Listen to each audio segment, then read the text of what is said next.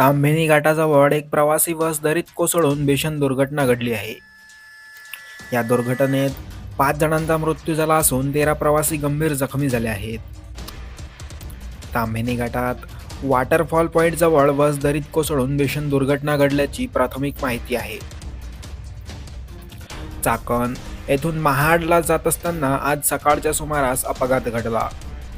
बसमध्ये सुमारे 40 प्रवासी असल्याची प्राथमिक माहिती आहे. बसमध्ये वऱ्हाडी मंडळी होती.